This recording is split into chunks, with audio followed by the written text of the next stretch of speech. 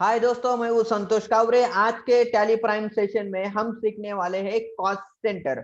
Cost centre बहुत ही important होता है हर एक ऑर्गेनाइजेशन के लिए। वो क्यों इम्पोर्टेंट होता है, उसके पहले मैं 1-2 मिनट में आपको एक्सप्लेन करता हूँ कि कॉस्ट सेंटर का यूज कैसे करते हैं और उसका क्या क्या जो है फायदे होने वाले जब हम एज अकाउंटेंट कॉस्ट सेंटर को यूज करेंगे। उसके बाद में हमारे ऑर्गेनाइजेशन को, हमारी कंपनी को क्या क्या फायदे होने वाले हैं और वो जो फायदे हैं आगे जाके वो जो है अपने ऑर्गेनाइजेशन के प्रॉफिट में कन्वर्ट होने वाले। तो कॉस्ट सेंडिंग इसका मतलब क्या है कि जो भी हमारे जो प्रोडक्ट है, जो भी हमारे जो एक्सपेंसेस है, वो हम जो है हमारा जो कॉस्ट सेंटर, इसका मतलब है कि उसको डिवाइड करने का है। तो हमारा अगर कोई फैक्ट्री है तो फैक्ट्री के वाइज हमें प्रॉफिटेबिलिटी कैलकुलेट करने के, तो फैक्ट्री के जो भी इनकम है वो हमें हर एक कॉस्ट सेंटर वाइज अकाउंटिंग करने पड़ते। तो फॉर एग्जाम्पल हम पर लेते हैं कि हमारे पास दो फैक्ट्री है, एक तो है कि पुणे में, दूसरा है कि हमारा मुंबई में। दो फैक्ट्री है तो हमें क्या करने का है, हर एक एक्सपेंसेस जो है अलग अलग कॉस्ट सेंटर वाइज करने का। तो हम क्या करेंगे, दो कॉस्ट सेंटर बनाएंगे हमारे टैली में। एक तो होगा कि पुणे फैक्ट्री और दूसरा होगा हमारा मुंबई फैक्ट्री। और जो पर्टिकुलर मुंबई के फैक्ट्री के लिए जो भी एक्सपेंसेस होंगे तो वो कॉस्ट सेंटर के अगेंस्ट में मैप करते जाऊंगा। हर एक एक्सपेंसेस, आपके इलेक्ट्रिसिटी एक्सपेंसेस रहने दो, आपके फैक्ट्री के लेबर एक्सपेंसेस, आपके सैलरी एक्सपेंसेस है, टेलीफोन एक्सपेंसेस है, हर एक एक्सपेंसेस को हम क्या कर सकते हैं कि हर एक कॉस्ट सेंटर के अकॉर्डिंग मैप कर देंगे। तो फायदा क्या होगा दोस्तों, उसका फायदा ये होगा कि कोई अगर एक फैक्ट्री कम प्रॉफिट दे रही है और कोई एक फैक्ट्री ज्यादा हमें प्रॉफिट दे रहे, तो आइडेंटिफाई होगा कि कौन सी फैक्ट्री ज्यादा प्रॉफिट दे रही, कौन सा फैक्ट्री कम दे रही। अगर किसी फैक्ट्री में वहां पे कुछ एक्सेस एक्सपेंसेस हो रहे हैं तो हम वहां पे आइडेंटिफाई कर सकते हैं। कोई फैक्ट्री में किसी प्रोडक्शन के वजह से हमें अगर ज्यादा कॉस्ट आ रही है वहां पे, तो वहां पे हम आइडेंटिफाई कर सकते हैं कि हमारे जो भी कॉस्ट सेंटर मेंटेन करेंगे उसके अकॉर्डिंग हर एक रेवेन्यू और रेवेन्यू का रिलेटेड जो भी एक्सपेंसेस है वो सभी एक्सपेंसेस को हम कॉस्ट सेंटर वाइज मेंटेन करेंगे। तो हमें रेवेन्यू तो मिलेगा ही कॉस्ट सेंटर वाइज, पूरे एक्सपेंसेस भी मिलेंगे कॉस्ट सेंटर वाइज, और हमारे जो प्रॉफिट है वो भी हमें मिलेगा कि हर फैक्ट्री जो है तो हमें कितना प्रॉफिट दे रहे। ये तो होगा कि फैक्ट्री के बारे में। दूसरा है कि आप आपके फैक्ट्री में कि 4 टाइप के प्रोडक्ट बन रहे हैं तो हम उसको प्रोडक्ट वाइज भी कॉस्ट सेंटर बना सकते हैं। और हर प्रोडक्ट के लिए कितना हमें रॉ मटेरियल कंज्यूम हो गया है, कितना हमारा एक्सपेंसेस हुआ है, कितना हमारा लेबर कंजम्पशन हो गया है, हमारा सेलिंग एंड डिस्ट्रीब्यूशन एक्सपेंसेस कितना है पर्टिकुलर प्रोडक्ट के लिए। अगर वो सब हम कॉस्ट सेंटर वाइज मेंटेन करेंगे तो उस समय हमें हर एक प्रोडक्ट का हमारा मैन्युफैक्चरिंग कॉस्ट कितना है वो पता चलता है, हमारा सेलिंग डिस्ट्रीब्यूशन कॉस्ट कितना है, हमारा जो ऑफिस एक्सपेंसेस यानी इनडायरेक्ट एक्सपेंसेस पूरे कितने हैं वो हमें आइडेंटिफाई होते हैं, हम उसको कैलकुलेट कर सकते हैं। तो इसके लिए दोस्तों कॉस्ट सेंटर वाइज जब हम अकाउंटिंग करेंगे तो बहुत ही केयरफुली करना पड़ता है। और उसके बाद में उसका जो रिपोर्ट है हम क्या करेंगे, कैलकुलेट करेंगे। तो कैलकुलेट होने के बाद हमारे जो भी मैनेजमेंट है, जो भी कंपनी के ओनर है, उनको हम प्रेजेंट कर सकते हैं कि सर इस महीने में हमने इस प्रोडक्ट के रिलेटेड इतना एक्सपेंसेस किया, इस प्रोडक्ट के लिए हमारा इतना रेवेन्यू आया है। तो उसका जो प्रोडक्ट वाइज प्रॉफिटेबिलिटी वो भी यहाँ पे हमें मिल जाएगा। तो जैसे हमें प्रोडक्ट वाइज प्रॉफिटेबिलिटी मिलेगा तो उसके बेसिस पे जो मैनेजमेंट टीम है वो क्या कर लेती है, उसके ऊपर एनालिसिस करेंगे कि कहाँ पे हमारे अगर कुछ गड़बड़ हो गई, कुछ रॉन्ग डिसीजन हो गया या कहाँ पे एक्सेस एक्सपेंसेस हो गए, तो नेक्स्ट टाइम जो भी एक्सपेंसेस करेंगे तो हम उसको कंट्रोल कर सकते हैं। जो भी अगर रॉन्ग डिसीजन हो गए तो उसको रेक्टिफाई कर सकते हैं और डिसीजन मेकिंग कर सकते हैं कि हम और ज्यादा रेवेन्यू कैसे कर सकते हैं, प्रोडक्शन कॉस्ट कैसे कम कर सकते हैं, या हमारे एक्सपेंसेस अगर कोई एक्स्ट्रा एक्सपेंसेस हो रहे हैं, अननेसेसरी कहाँ पे एक्सपेंसेस हो रहे हैं, तो आइडेंटिफाई होके हम उसको क्या करेंगे, कंट्रोल कर सकेंगे। यही सब फायदे होते हैं हमारे कॉस्ट सेंटर मेंटेन करने के लिए। तो चलो हम चलते हैं कि हमारे टैली में कि कॉस्ट सेंटर जो है कैसे, कॉस्ट सेंटर है वो कैसे मेंटेन करते हैं। तो सबसे पहले हम जाएंगे टैली के गेटवे ऑफ टैली में। गेटवे ऑफ टैली में जब जाएंगे तो वहां पे आपको सबसे पहले क्या करना पड़ेगा, कॉस्ट सेंटर है वो क्रिएट करने पड़ेंगे। तो कॉस्ट सेंटर हम कैसे क्रिएट करेंगे, आपको जाने पड़ेगा गेटवे ऑफ टैली में। गेटवे ऑफ टैली के यहाँ पे जो क्रिएट जो ऑप्शन है, तो क्रिएट ऑप्शन के ऊपर आपको एंटर करने का। जैसे हम यहाँ पे क्रिएट ऑप्शन यहाँ पे एंटर करेंगे तो यहाँ पे अकाउंटिंग मास्टर हमें स्क्रीन के ऊपर दिखाई दे रहे हैं। तो यहाँ पे बहुत सारे की group, ledger, cost centre, currency, voucher type है, ये सब क्या है हमारे अकाउंटिंग मास्टर है। तो उसमें से हम क्या करेंगे, आज कॉस्ट सेंटर सीखने वाले। तो कॉस्ट सेंटर जो है उसके लिए हम क्या करेंगे, उसको एंटर करेंगे। जैसे हम वो कॉस्ट सेंटर क्रिएट करने के लिए एंटर करेंगे, कॉस्ट सेंटर क्रिएशन का ये जो विंडो है ये यहाँ पे ओपन हो जाता है। तो यहाँ पे हमें क्या करने का, जो भी कॉस्ट सेंटर के नाम से हमें हमारा कॉस्ट सेंटर क्रिएट करने का है, तो यहाँ पे हम क्या करेंगे दोस्तों, नाम देंगे। तो हम यहाँ पे दो नाम देते हैं कि एक तो एक ही पुणे फैक्ट्री, तो ये हो गया हमारा कॉस्ट सेंटर का नाम, करेक्ट। तो यहाँ पे हमने ऑलरेडी बनाया है, तो दूसरा हम कर लेते कि मुंबई फैक्ट्री।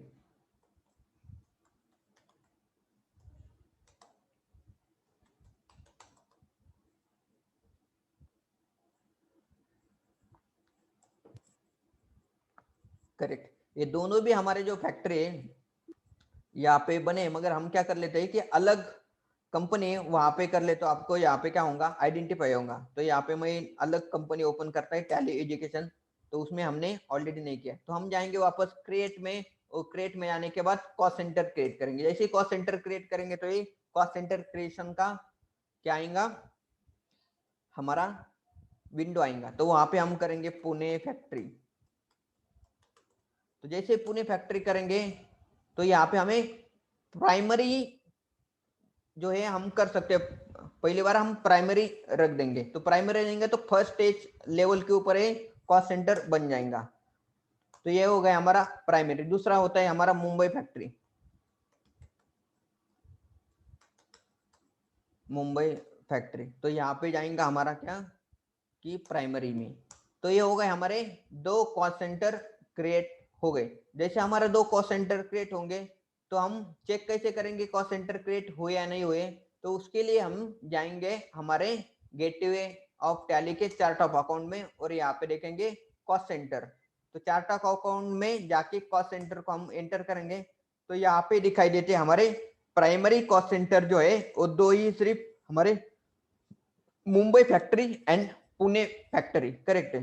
तो जैसे यहाँ पे हमें दिखेंगे कि मुंबई फैक्ट्री यानी पुणे फैक्ट्री, तो यहाँ पे इस टाइप में हमारा जो कॉस्ट सेंटर है वो बन गए। तो उसका हम क्या करेंगे कि एक दो एग्जांपल लेके हम एंट्री करते हैं। तो उसका कॉस्ट सेंटर का एंट्री है वो कैसे करना पड़ता है। तो सबसे पहले जाएंगे हम कहाँ पे, कॉस्ट सेंटर क्रिएट करने के लिए वाउचर एंट्री में से ही करना पड़ता है। तो हम जाएंगे यहाँ पे वाउचर एंट्री, और यहाँ पे हम जब वाउचर एंट्री करेंगे तो हमने क्या किया है कि सैलरी लोगों को दिया है। तो सैलरी लोगों को दिया है तो हम जाएंगे यहाँ पे सैलरी,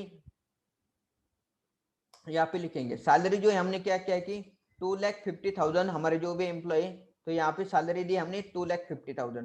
तो यहाँ पे मैंने क्या किया कि 2,50,000 रुपीज का जो है अमाउंट लिख दिया है। मगर जैसे हम अमाउंट लिख देंगे तो यहाँ पे जो एक कॉस्ट सेंटर पूछना चाहिए। तो यहाँ पे जो है टैली जो है हमें कॉस्ट सेंटर का ऑप्शन नहीं दे रहा है। तो उसके लिए क्या करना पड़ेगा, हमें ये जो टैली में हमने जो सैलरी जो लेजर बनाए हैं तो उसको कॉस्ट सेंटर जो है एप्लीकेबल करना पड़ेगा। तो मैं यहाँ पे क्या करता हूँ कि कंट्रोल एंटर करता हूँ। जैसे यहाँ पे कंट्रोल एंटर करेंगे सैलरी लेजर के ऊपर, यहाँ पे दोस्तों आ जाते हैं हमारे कॉस्ट सेंटर एप्लीकेबिलिटी। यहाँ पे जो दिखाई देंगी कि कॉस्ट सेंटर फैक्टर एप्लीकेबिलिटी, यहाँ पे आपको यस करने का है। जो जो एक्सपेंसेस के लिए आपको कॉस्ट सेंटर मेंटेन करने का है वो सभी एक्सपेंसेस के लिए हमें क्या करना पड़ता है कि कॉस्ट सेंटर एप्लीकेबल करना पड़ता है। तो मैं यहाँ पे करूंगा यस, और यस करके उसको क्या करने का है, सेव करने का है। यहाँ पे हो गया हमारा एक्सेप्ट करके सेव। जैसे हम यहाँ पे सेव करेंगे उसके बाद में हम यहाँ पे अमाउंट एंटर करेंगे, और अमाउंट एंटर करने के बाद में दोस्तों यहाँ पे आता है कि कॉस्ट अलोकेशन फॉर सैलरी। जो भी हमारे 2,50,000 का हमारा एक्सपेंसेस हुआ है उसको हमें अलोकेट करने का है कॉस्ट सेंटर वाइज। जो हमारे दो कॉस्ट सेंटर हमने बनाए, एक तो पुणे फैक्ट्री, तो यहाँ पे जब हम पुणे फैक्ट्री लिख देंगे तो यहाँ पे हमारा जो नाम आएगा, तो यहाँ पे दोनों भी लिस्ट ऑफ कॉस्ट सेंटर दिखाई दे रहे हैं। तो हम यहाँ पे पुणे फैक्ट्री के लिए देंगे कि हमारा 1,75,000 रुपीज जो है वो सैलरी हमारे पुणे फैक्ट्री के एम्प्लॉय को पे किए, और बाकी का जो सैलरी हमारा मुंबई फैक्ट्री के लिए दिया है। तो मुंबई फैक्ट्री के लिए जो है बाकी का 75,000 रुपीज सैलरी पे किया है। तो यहाँ पे जो अमाउंट है आ जाती है डिफरेंशियल अमाउंट। तो यहाँ पे हम क्या करेंगे, एंटर करेंगे। जैसे एंटर करेंगे तो यहाँ पे दिखाई देती कि हमारा सैलरी का एक्सपेंसेस लेजर है, और उसके अंडर हमने क्या किया है कि सैलरी को एप्लीकेबल किया है कॉस्ट सेंटर। और यहाँ पे दोस्तों दिखाई दे रही है कि हमारे दोनों भी कॉस्ट सेंटर यहाँ पे आए और उनका यहाँ पे अमाउंट दिख रहा है। तो इस तरह से जो है हमें क्या करना पड़ता है कि एंट्री करना पड़ता। तो यहाँ पे उसके बाद में देंगे कि हमारा salary payable account, salary payable तो होगा हमारा प्रोविजंस के अंडर। तो प्रोविजंस के अंडर करेंगे तो यहाँ पे हमारा हम उसको ऐड कर देंगे, और यहाँ पे लिखेंगे कि narration being salary for the month of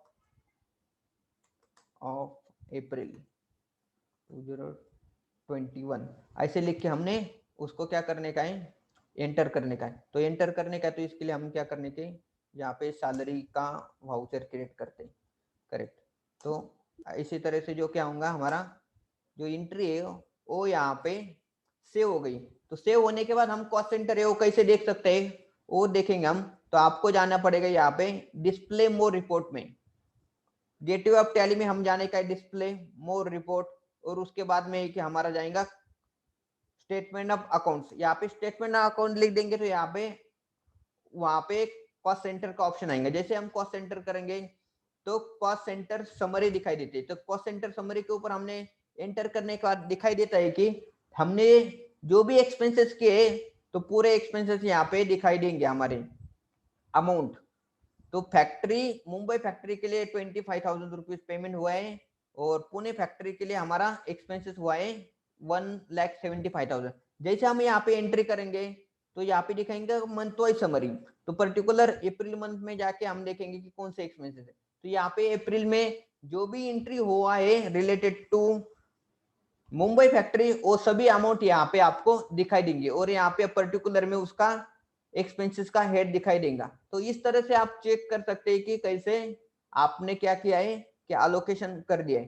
तो ये होगा कि one type of factory cost का आप जाए कॉस्ट सेंटर समरी कर सकते हैं। अगर आपको पर्टिकुलर लेजर के देखने की, तो आपको देखने का है कि मुझे सिर्फ सैलरी जो पेड किया है कि मुझे सैलरी का सिर्फ बाइफर्केशन चाहिए, पूरा बाइफर्केशन नहीं चाहिए। अभी तो हम सिर्फ एक एंट्री किया है, इसके लिए आपको अमाउंट कम दिख रहे। तो ऐसा डे टू डे एक्टिविटी में कंपनी में बहुत सारी एंट्री होती है।